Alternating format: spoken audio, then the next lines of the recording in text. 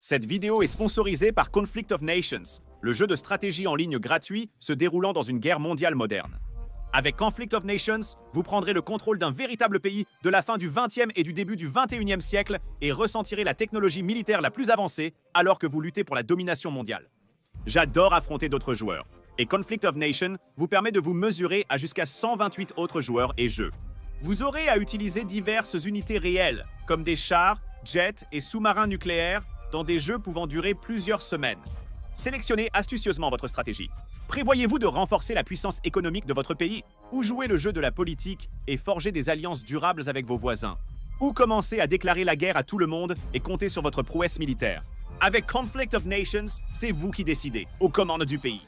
Les spectateurs de Infographics reçoivent un cadeau spécial de 13 000 or et un mois d'abonnement premium gratuit lorsqu'ils utilisent le lien, mais il n'est disponible que pendant 30 jours. Alors cliquez sur le lien, choisissez un pays et commencez à vous battre pour la victoire dès maintenant. De Rhin dans le Pacifique, les forces d'invasion amphibie chinoises sortent en masse des ports civils et militaires le long de la côte est chinoise. La flotte massive comprend des navires militaires et civils, dont des ferries commerciaux avec des rampes renforcées pour le chargement et le déchargement de véhicules militaires lourds. Cette première vague d'envahisseurs compte 35 000 hommes et des dizaines de milliers d'autres soldats attendent leur tour pour faire le voyage de 100 miles jusqu'à Taïwan. Des frégates chinoises fouillent les eaux du détroit de Taïwan à la recherche de sous-marins américains ou taïwanais. Une déclaration formelle de guerre contre Taïwan est proclamée alors que les navires traversent les vagues. Et bien qu'aucune déclaration de guerre contre les États-Unis ne soit préparée, on s'attend pleinement à ce que les États-Unis honorent leur engagement à défendre Taïwan contre l'invasion. Tout sous-marin non affilié à la marine de l'armée de libération du peuple dans le détroit de Taïwan sera considéré hostile et ciblé. Les forces russes en Biélorussie et dans le district militaire occidental déclenchent une offensive dans les pays baltes. Les plaines sans relief de l'Europe de l'Est, idéales pour les chars, favorisent l'attaquant, offrant peu de particularités naturelles pour bâtir des défenses. Un barrage de missiles précède le passage des troupes russes sur le territoire Organisation du traité de l'Atlantique Nord. Des centaines de missiles ciblent les bases de l'Organisation du traité de l'Atlantique Nord, dépôts de ravitaillement et zones de rassemblement des troupes en Europe de l'Est. Les installations Aegis terrestres et autres défenses antimissiles commencent à éclairer le ciel avec leur contre-feu. Le taux de succès des systèmes de défense antimissiles est de 50 à 60%, ce qui signifie qu'au-delà de 100 missiles touchent leur cible, provoquant des cratères sur les aérodromes, détruisant les dépôts de carburant et causant des centaines de morts. Mais l'Organisation du traité de l'Atlantique Nord n'a pas été aveugle à l'accumulation de troupes militaires par la Russie. Et au moment où la première vague de frappe de missiles est détectée et toujours en l'air, l'Organisation du traité de l'Atlantique Nord réagit en conséquence. Le ciel est si saturé de missiles pendant quelques minutes que les patrouilles aériennes de combat de l'Organisation du traité de l'Atlantique Nord ou de Russie sont contraintes de se réfugier à basse altitude pour leur sécurité. Les missiles de l'Organisation du traité de l'Atlantique Nord sont plus précis que les Russes, mais les défenses antimissiles russes surpassent légèrement celles de l'Organisation du traité de l'Atlantique Nord. Dans le Pacifique, la Chine lance près de 600 missiles en l'espace d'une heure, la plus grande salve de missiles de l'histoire humaine. Ces missiles ciblent les aérodromes, les hangars, les centres de commandement et les centrales électriques de Taïwan. Néanmoins, beaucoup visent aussi les bases aériennes américaines, à Guam, au Japon et en Corée du Sud. Les défenses antimissiles américaines et taïwanaises luttent vaillamment, mais l'intense bombardement est trop fort et de nombreux missiles atteignent leurs objectifs. Guam est criblé de frappes de missiles balistiques et la plus grande base militaire américaine dans le Pacifique est temporairement mise hors service. Des milliers périssent sur le terrain et d'autres attaques de missiles ciblent les navires de guerre américains dans le Pacifique. La Chine a pris 4 mois pour préparer sa flotte d'assaut amphibie, laissant au monde suffisamment de temps pour se préparer à la guerre imminente. Les États-Unis exploitent maintenant 4 groupes de porte-avions dans le Pacifique, avec un 5e en réserve le long de la côte ouest américaine. Quand l'attaque chinoise est détectée par les satellites américains, un avertissement est envoyé à toute la flotte pacifique américaine. Les porte-avions avancent maintenant rapidement, réalisant des virages brusques et imprévisibles pour contrecarrer le ciblage des missiles chinois. Toutefois, les opérations américaines de cyber et de guerre électronique sont déjà actives. Ciblant les atouts de reconnaissance et de ciblage de la Chine, ils réussissent à dégrader la précision des missiles chinois, mais leur nombre élevé les rend toujours une menace sérieuse. Les défenses de missiles américaines neutralisent les missiles chinois entrant dans l'atmosphère à grande vitesse grâce à un barrage de plomb, d'acier et de leurs propres missiles SM-3 lancés depuis des croiseurs d'escorte. Après la dissipation de la fumée, un porte-avions américain a coulé, 2 ont été gravement endommagés et le 3e a subi des dommages légers. Cependant, beaucoup des escortes du groupe de porte-avions sont gravement endommagées ou coulées. La marine américaine a subi la plus grande perte de vie en une journée de son histoire. Heure 2. Sur le terrain, en Europe de l'Est, les forces russes entrent en contact avec la première ligne de défense de l'Organisation du traité de l'Atlantique Nord, la force de réaction rapide de l'Organisation du traité de l'Atlantique Nord s'est retranchée du mieux qu'elle a pu le long du flanc est de la Lituanie, de la Lettonie et de l'Estonie. Mais le terrain plat n'offre pas beaucoup d'avantages défensifs à l'Organisation du traité de l'Atlantique Nord. Les chars de l'Organisation du traité de l'Atlantique Nord sont dans l'ensemble plus modernes et plus capables que les chars russes, grâce aux sanctions paralysantes imposées à la Russie après son annexion de la Crimée en 2014 et des sanctions supplémentaires en 2022 après son invasion de l'Ukraine. Outre la destruction de l'économie russe, le blocus des puces informatiques de grands fabricants tels que Taïwan a porté un coup dévastateur à une armée déjà affaiblie par un équipement usé et mal entretenu. Cela a impacté l'armée russe, car beaucoup de la technologie des armées modernes dépend des composants informatiques que la Russie doit désormais produire en interne. Tout, des missiles anti-chars modernes aux missiles RR en passant par le radar de contrôle de tir, dispose d'une réserve limitée et doit être utilisé avec discernement. Le T-72 reste le pilier des forces russes, malgré l'activation de milliers de chars datant de la guerre froide en prévision de conflits. Ces chars souffrent de graves déficiences face aux armes modernes et sont largement utilisés comme chair à canon par les Russes. Des dizaines de T-55, T-62 et T-64 chargent les défenses de l'Organisation du traité de l'Atlantique Nord, encaissant les tirs anti-chars, pendant que les T-72, T-80 et T-90 récents annihilent les défenseurs affaiblis. Les pertes sont horribles pour les Russes, mais ils ont beaucoup de matériel obsolète à jeter dans la bataille. Les chars de l'Organisation du traité de l'Atlantique Nord sont bien plus capables que la plupart des chars russes, mais ils sont aussi plus chers et nettement moins nombreux. Les États-Unis déploient toujours la majorité de leurs forces blindées en Europe, mais il faudra encore quelques semaines pour que les blindés américains soient prêts pour le combat. Pour l'instant, l'Europe doit tenir assez longtemps pour que les États-Unis puissent déployer toute leur puissance de feu dans le combat, aidés bien sûr par quelques milliers de forces américaines avancées stationnées en Europe. Le combat dans les airs est tout aussi intense que sur le terrain. Peu après le début de la guerre, les forces aériennes des deux camps se sont envolées. Les MiG russes, bien qu'efficaces, rencontrent à nouveau des problèmes de modernisation à cause d'un manque de fonds. Bien que l'armée russe soit réputée pour ses mauvaises tactiques, communications et performances en Ukraine, sa force aérienne demeure une menace compétente et crédible pour l'Organisation du traité de l'Atlantique Nord. Les deux parties ne peuvent pas déployer pleinement leurs forces aériennes l'une contre l'autre. La menace pour les avions de l'Organisation du traité de l'Atlantique Nord provient des multiples batteries de défense aérienne russes près des lignes de front, capables de menacer même depuis l'intérieur des frontières russes. Le S-400, un des meilleurs systèmes de défense aérienne mondiale, est mortel pour les chasseurs de 4e et 4e génération et demi de l'Organisation du traité de l'Atlantique Nord. Plusieurs canons de défense aérienne autopropulsés soutiennent les défenses S-400 et S-300, plus anciennes à proximité immédiate. L'Organisation du traité de l'Atlantique Nord repose largement sur des chasseurs et intercepteurs pour la défense aérienne, menacés par les défenses terrestres russes.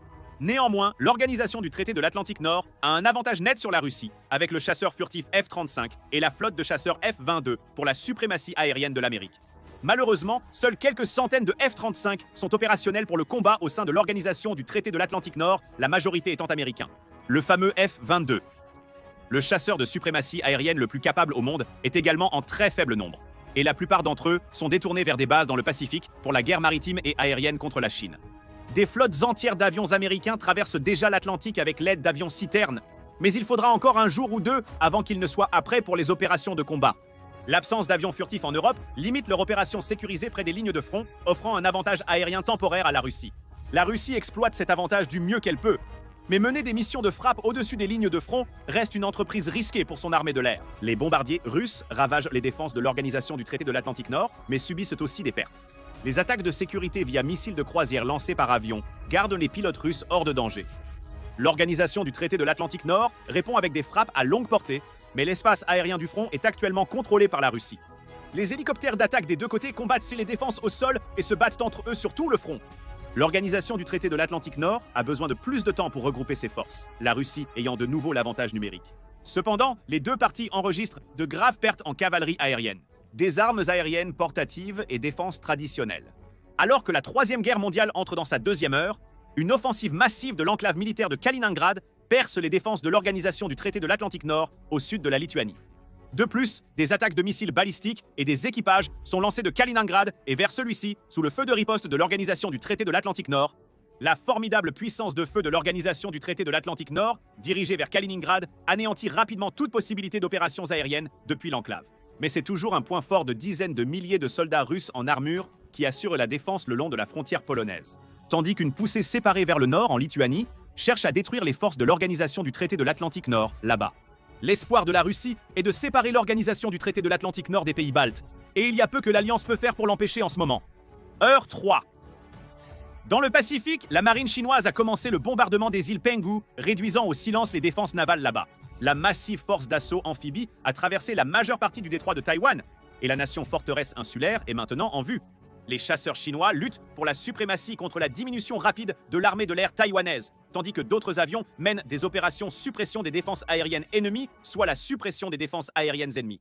Taïwan est équipé de défenses aériennes très robustes grâce à l'Amérique, et elles infligent de lourdes pertes aux avions chinois. Avec plus de 2000 avions de combat, la Chine peut facilement résister aux punitions.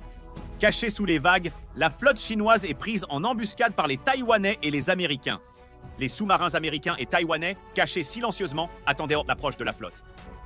Maintenant que les navires de tête sont à portée, ils commencent à attaquer la marine chinoise.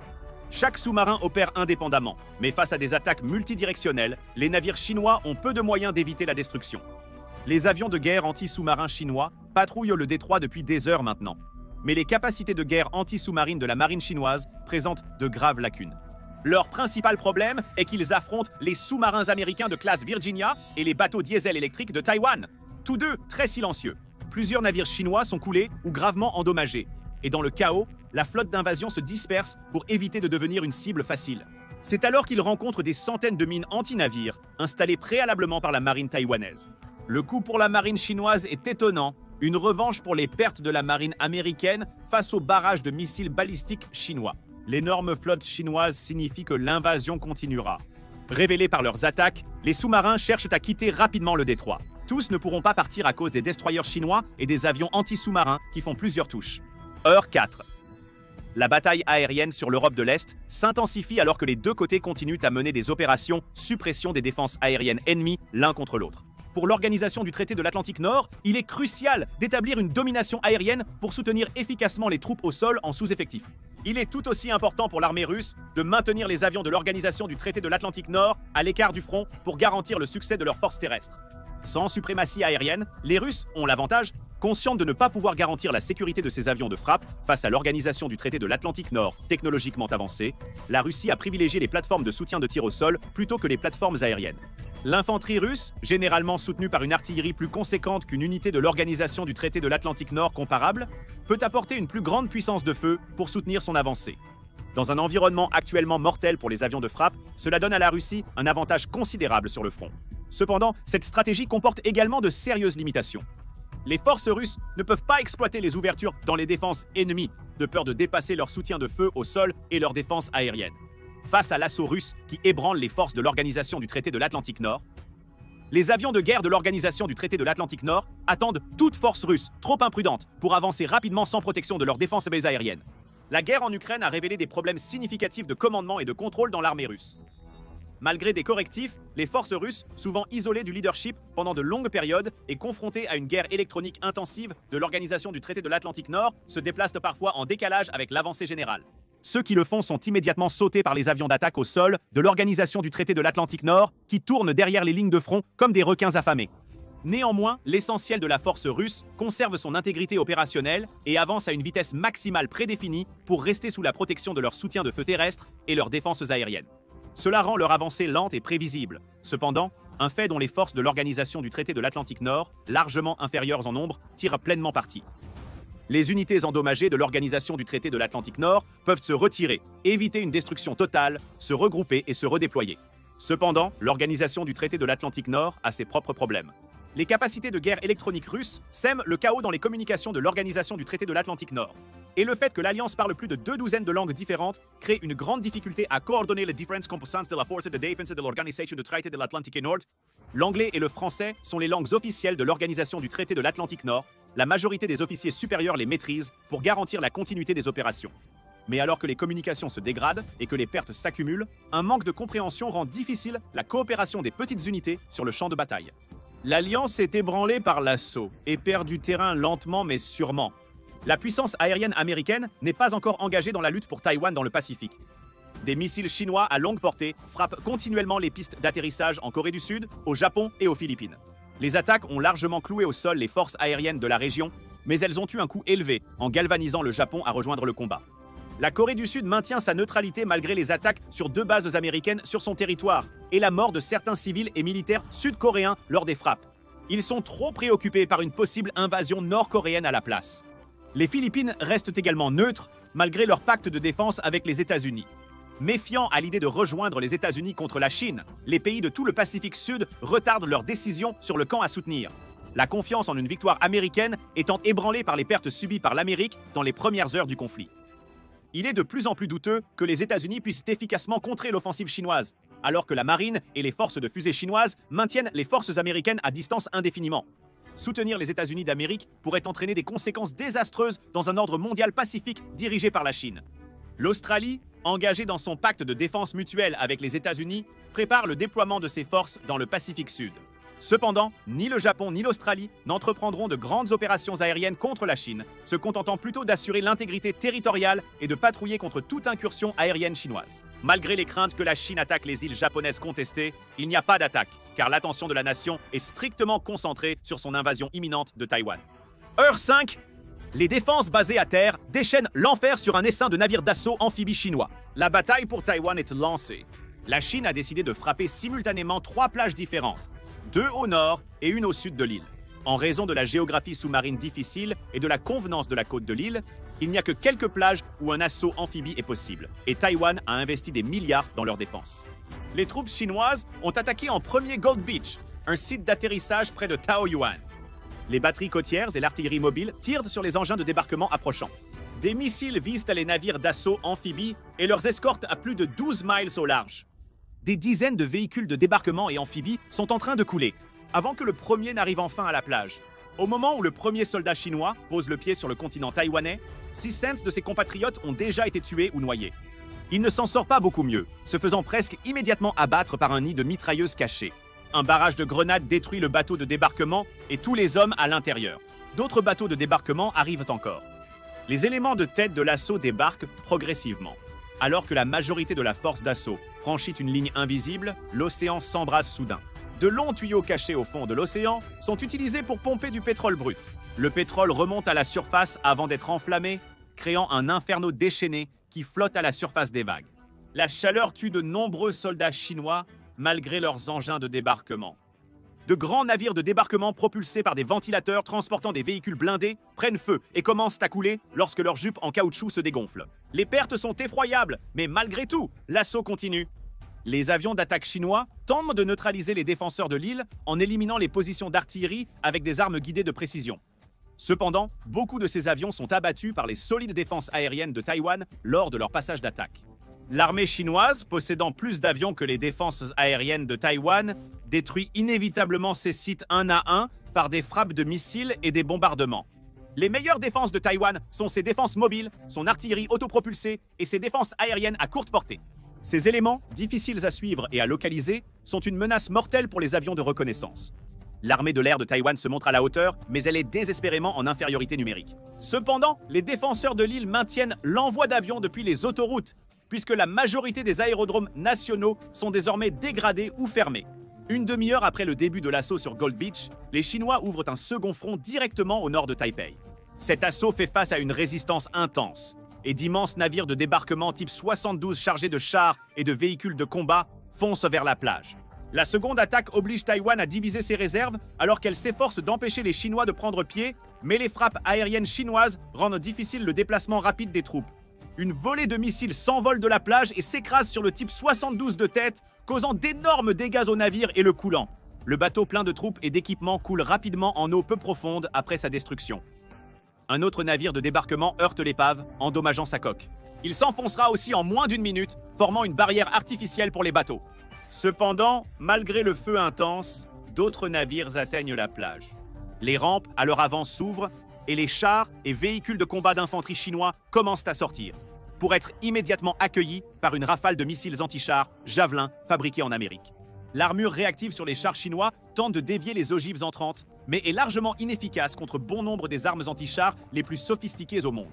Et les États-Unis en ont fourni des milliers à Taïwan en prévision de cette invasion. À une douzaine de miles de là, les forces d'assaut aériens chinoises filent vers la côte et les hélicoptères d'assaut. Pour éviter les défenses aériennes, les pilotes volent à peine au-dessus de la hauteur des vagues dans une course téméraire pour dépasser les plages. En s'approchant de la terre, ils doivent monter pour éviter arbres et bâtiments, devenant ainsi des cibles faciles pour les armes de défense aérienne portatives. Plusieurs hélicoptères chinois sont abattus, mais beaucoup parviennent à leur destination. Des places publiques et de grands parkings prédésignés comme zone d'assaut aérien avant l'invasion. Les troupes chinoises s'empressent de sécuriser les positions défensives. Leur mission est de saisir les infrastructures clés sur le front de l'invasion et de mettre la pression sur les flancs des défenseurs. Taïwan réagit avec ses réserves mobiles, spécifiquement gardées pour cette raison.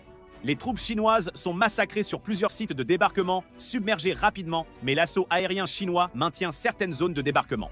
La flotte d'hélicoptères d'assaut survivante est déjà bien en route vers le continent, et des navires d'assaut amphibies au large pour récupérer plus de renforts. Taïwan tient les plages, mais sous une attaque aérienne intense, ils ne pourront pas repousser les troupes chinoises longtemps. Heure 6. Quelque part profondément derrière les lignes russes, une série d'explosions illumine le ciel du petit matin. Le radar de défense aérienne est instantanément hors ligne. Explosions à 30 miles détruisent un poste de commandement russe. Volant à des dizaines de milliers de pieds au-dessus de l'Europe de l'Est, déchirée par la guerre, 2 B-2 américains secrètement déployés en avant en Europe retrouvent leur chemin vers les lignes amies. Ils ont suivi un itinéraire en zigzag vers les cibles, montrant toujours leur côté furtif au radar ennemi. Les techniciens radars russes ont repéré un contact intermittent sans pouvoir fournir de solution de tir pour les défenses aériennes. Toutefois, lors du retour vers les lignes alliées, les B-2 sont un peu plus détectables par les radars sol et air, avec plusieurs intercepteurs positionnés près de leur position. En se rapprochant des B-2, leurs radars luttent pour verrouiller efficacement les armes, les B-2 prenant des mesures d'évasion et trompant le radar ennemi en s'éloignant. Cependant, ce n'est qu'une question de temps avant que les MiG russes n'aient repéré la localisation générale des bombardiers et se soient suffisamment rapprochés pour qu'aucune technologie furtive ne puisse empêcher un bon verrouillage. Soudain, le MiG de tête capte une alerte de verrouillage de missile. Il plonge instinctivement son avion, accélérant pour confondre le missile avec le bruit terrestre. Plus d'alerte parmi la flotte d'intercepteurs alors que les MiG cherchent à se disperser. Les MiG divisés tentent désespérément de déjouer ou de dépasser les missiles entrants. Mais la courte portée de détection signe le destin de nombreux pilotes. Les MiG sont éliminés du ciel un à un, avec quelques survivants qui se retirent des B-2 vulnérables.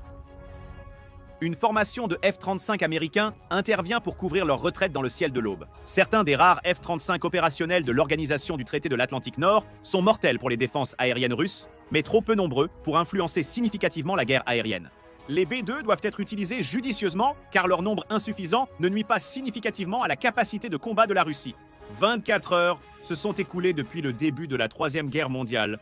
L'alliance sino-russe a fortement repoussé l'Organisation du Traité de l'Atlantique Nord dans les États baltes, pendant que l'Amérique rappelle les troupes en congé et prépare des renforts pour l'Europe. Même avec la plus grande flotte logistique du monde préparant sans cesse des vols vers l'Europe, les États-Unis auront besoin de semaines pour être prêts pour les opérations terrestres. L'Organisation du Traité de l'Atlantique Nord se précipite pour rassembler une force de réponse en Pologne, alors que l'armée polonaise renforce ses défenses à sa frontière avec l'Ukraine, tenue par la Russie et Kaliningrad. Après une journée de lutte intense, l'Organisation du Traité de l'Atlantique Nord n'est pas attendue à maintenir longtemps ses alliés baltes malgré les plans initiaux. Les marines de l'Organisation du Traité de l'Atlantique Nord ont initié une série de défenses anti-sous-marines qui s'étendent du Groenland à l'Islande et au Royaume-Uni pour aider à protéger les navires de troupes américains, alors que les premiers renforts précipités commencent à se charger sur les navires sur les côtes est et du golfe des États-Unis. En mer Baltique, les batailles intenses entre les navires de l'Organisation du Traité de l'Atlantique Nord et la marine russe ont neutralisé la puissance navale russe. Comme l'histoire l'a souvent montré, la Russie ne peut pas rivaliser avec les flottes supérieures de l'Organisation du Traité de l'Atlantique Nord en termes de nombre et de puissance de feu. Les porte-avions français et espagnols se sont déplacés en Méditerranée et se dirigent vers la mer Noire, où la marine turque a sécurisé le détroit du Bosphore et l'a coupé du commerce russe. Les navires de l'Organisation du Traité de l'Atlantique Nord peuvent lancer des missiles à longue portée et des frappes aériennes contre le flanc sud de la Russie depuis la mer Noire, malgré les solides défenses de l'accès de la Crimée. Aucune contre-attaque n'a encore été organisée par la marine et l'armée de l'air américaine contre les forces chinoises dans le Pacifique. Les attaques de missiles ont tenu la flotte américaine en mer, hors de portée pour riposter. Les pertes continuent de s'accumuler alors que les frappes de missiles terrestres chinois cherchent à atteindre les navires américains ou à les couler et les paralyser. Cependant, le nombre de missiles dans l'inventaire chinois diminue rapidement. À Taïwan, les 2 premières attaques de plage ont échoué, amenant la Chine à annuler leurs assauts. Plus de 5000 soldats chinois gisent de mort sur ou juste à côté des plages du nord de Taïwan. Malgré des échecs similaires, 2 sites de débarquement restent sous contrôle chinois grâce à un soutien aérien féroce. L'armée de l'air chinoise a perdu plus de 50 avions uniquement lors du premier jour de combat, ce qui a été coûteux. À travers l'île, les forces spéciales chinoises insérées secrètement sur l'île avant l'invasion ont frappé la direction politique et militaire taïwanaise. Nombreux politiciens de haut rang sont arrêtés ou décédés. Les tentatives d'évacuation des dirigeants taïwanais vers le continent pour des objectifs de propagande ont échoué, le président de Taïwan restant inaccessible aux équipes d'assassinat chinoises. Au lieu de laisser Taïwan récupérer ses officiels, les forces spéciales chinoises les exécutent. Depuis 48 heures, les pétroliers escortent continuellement les avions de chasse et bombardiers américains à travers le Pacifique. La plupart des forces aériennes américaines sont stationnées dans des aérodromes civils et militaires au Japon, où les forces d'autodéfense japonaises contrecarrent les attaques de missiles chinois moins fréquentes mais toujours présentes. Les pertes d'avions américains sont importantes, mais assez d'avions sont opérationnels pour commencer les opérations offensives. La flotte chinoise a réinitié des assauts amphibies contre Taïwan sous le couvert d'une campagne aérienne vicieuse. La majorité des défenses aériennes de Taïwan, y compris l'armée de l'air, ont été neutralisées. Toutefois, au début de l'assaut, le radar aéroporté chinois repère une attaque aérienne massive de F-15 et F-18 appuyés par de nombreux ravitailleurs et EWAC. Les F-18, lancés depuis les porte-avions restants de la flotte du Pacifique, ont été acheminés vers leur destination par des ravitailleurs drones. Les F-15 de l'US Air Force volent depuis des heures depuis les bases aériennes japonaises, accompagnés de leurs alliés japonais. La flotte de ravitailleurs américaines et japonaises est restée en orbite autour des mers au sud du Japon, ravitaillant la massive flotte aérienne et prête à aider les combattants à court de carburant à rentrer chez eux. La plus grande bataille aérienne de l'ère moderne est imminente. Les intercepteurs chinois se déplacent pour défendre l'assaut amphibie contre l'assaut aérien du nord et de l'est. L'absence de porte-avions chinois oblige les combattants à rester près du rivage de Taïwan, ce qui les expose aux unités de défense aérienne survivantes, forçant les Chinois à allumer les postes-combustion et à essayer de rencontrer les forces américaines et japonaises en mer.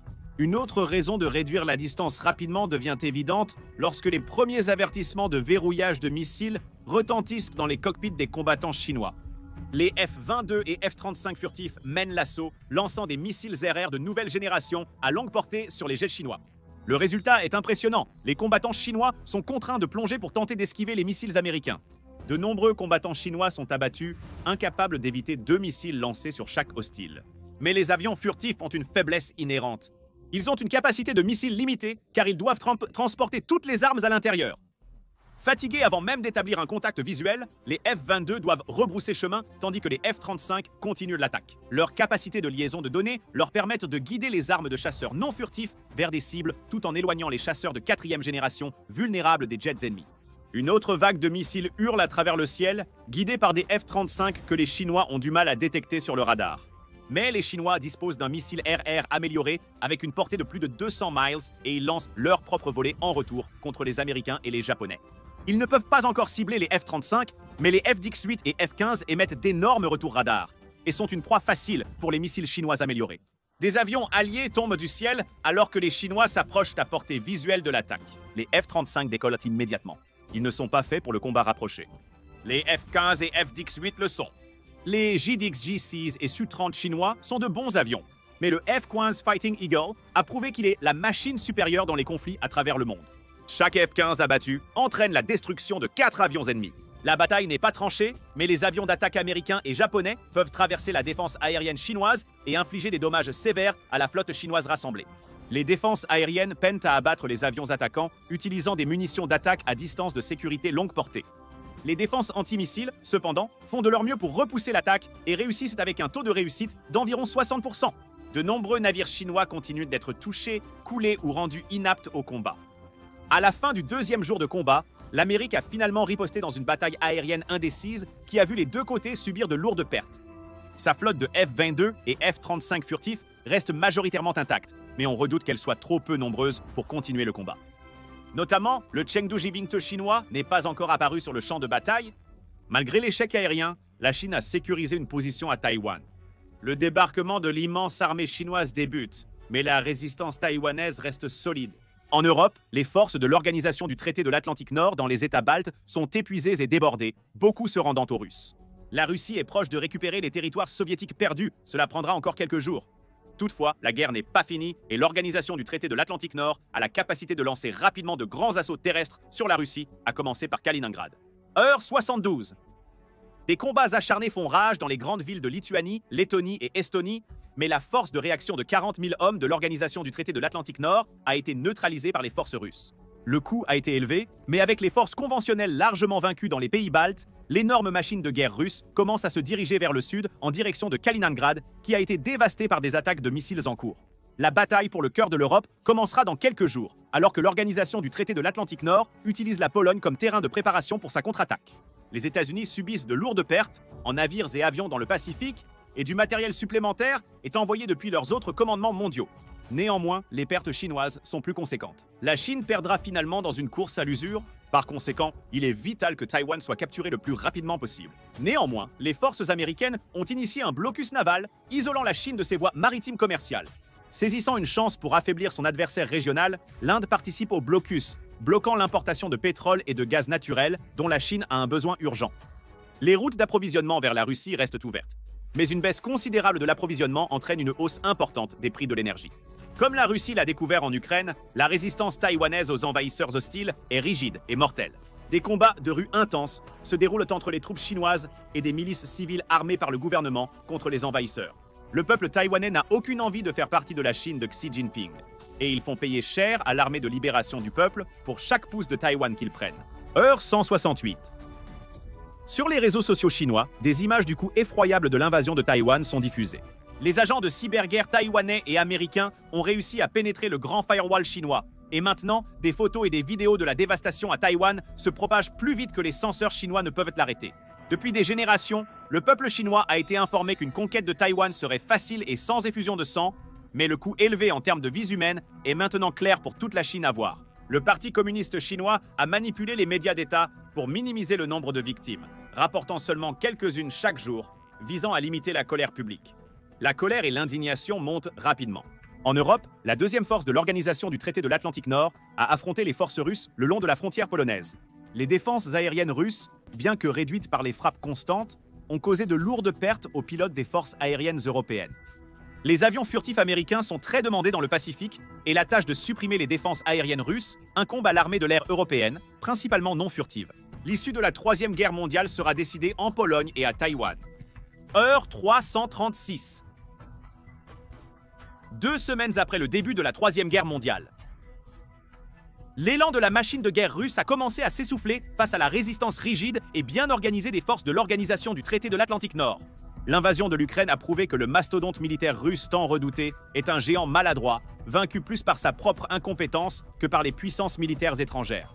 Malgré l'importance accordée à la logistique par les armées occidentales, les forces militaires russes ne comptent que 25% du personnel logistique de l'Organisation du traité de l'Atlantique Nord. Cela signifie d'énormes convois de véhicules russes coincés sur le bord des routes et des autoroutes, privés de carburant et de munitions.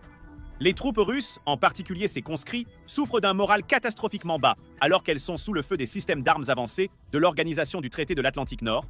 Les capitulations de unités entières se multiplient et les pertes importantes suscitent un vaste mécontentement politique en arrière-plan.